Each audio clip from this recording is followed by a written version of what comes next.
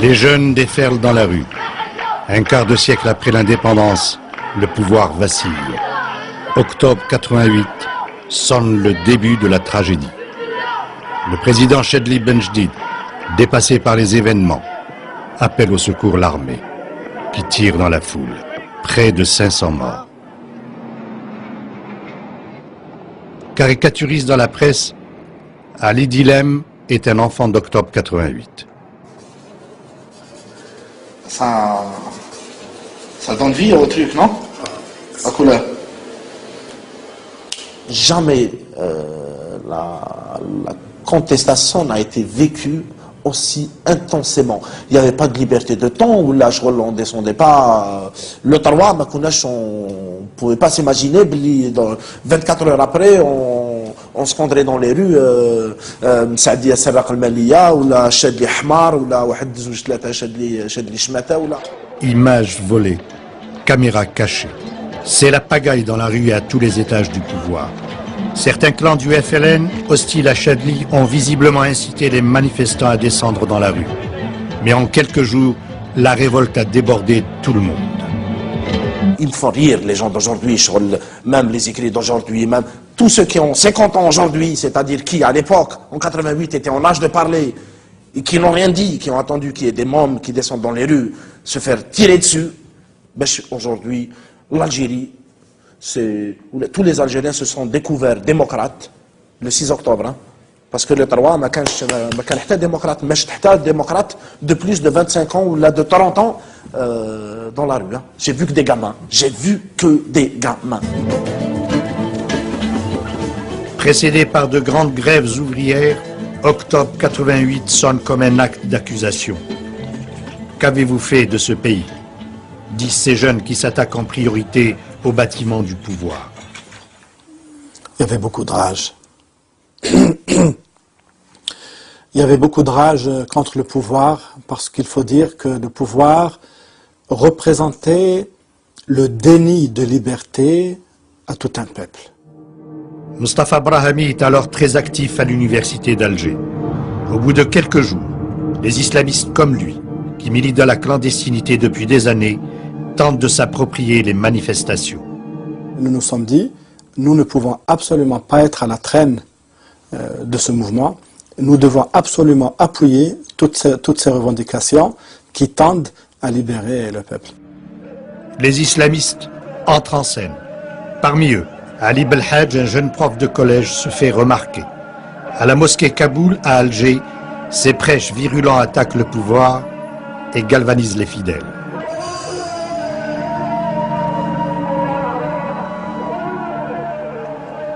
Face à cette révolte, le gouvernement est paralysé. Le général Ben Yilles, ministre auprès de Chadli, réalise le fossé creusé entre la société et le pouvoir. Il va démissionner. Devant donc l'incapacité des forces de l'ordre habituelles, police et gendarmerie, à faire face à la situation, on a fait appel à l'armée. Mais l'armée elle-même avait encore moins d'expérience dans ce domaine-là que les forces de sécurité.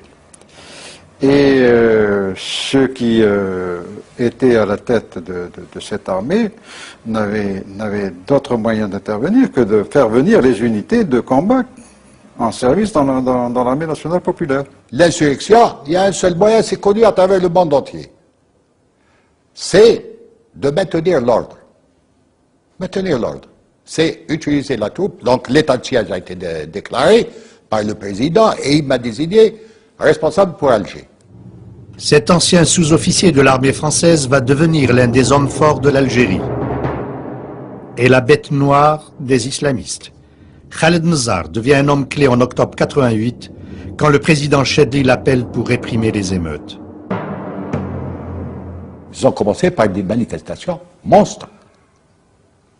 Des manifestations de plus de 50 000 jusqu'à 75 000 hommes, malgré que, à l'époque, il y avait l'état de siège et interdiction de se rassembler. Parce que l'état de siège, c'est ça. Il y a interdiction de se rassembler, utilisation des armes uniquement pour faire disperser les gens, et dans des dans des normes bien réglementées, à savoir on ne tire pas pour tuer, on tire pour faire disperser, on désigne, le chef désigne une arme, tire dans les jambes, après avoir donné des formations, pour faire disperser les gens, c'est tout. Le malheur, c'est que les gens, la troupe qui n'avait pas l'habitude au maintien de l'ordre, tiraient soit par terre, soit en l'air. Et c'est là où ça fait le plus de dégâts. Parce que tirer par terre, vous avez 2 projectiles au lieu d'un. Vous avez l'enveloppe qui est en laiton, qui part d'un côté, et vous avez le noyau d'acier qui part de l'autre. Devant une foule, c'est là où ça fait des dégâts. Aujourd'hui, vous vous dites que notre riposte était disproportionnée par rapport à la nature des événements?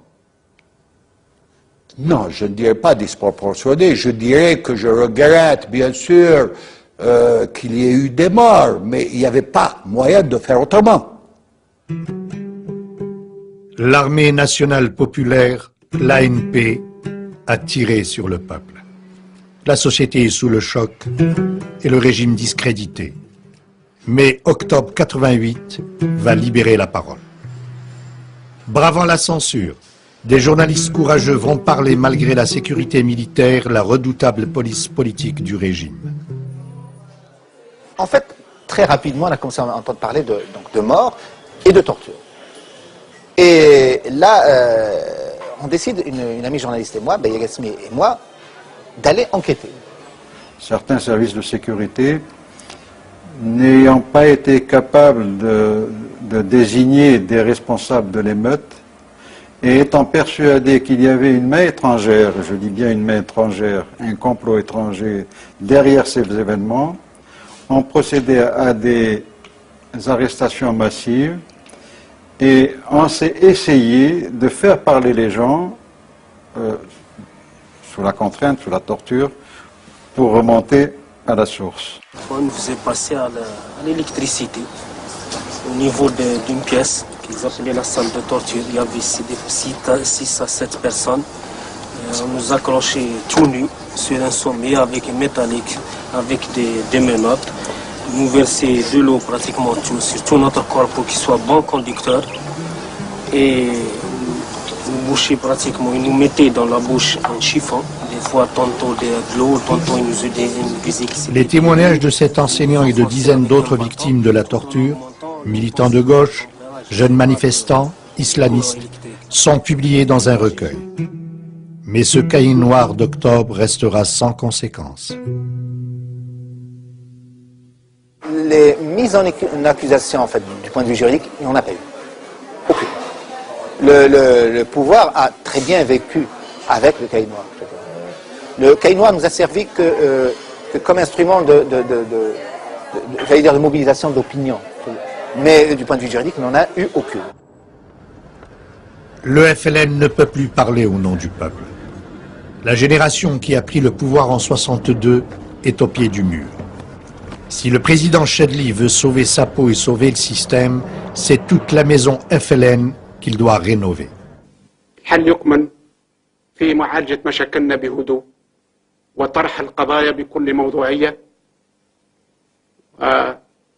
اعتقادي بهذا الأسلوب نعالج مشاكلنا وسوف نواجه كل الصعوبات السياسية والاقتصادية بهذه الإصلاحات وبالأخص الإصلاحات السياسية. Chedli, le 10, quand il est venu parler de révision de la Constitution, le multipartisme, c'est une idée qu'on n'a jamais revendiquée.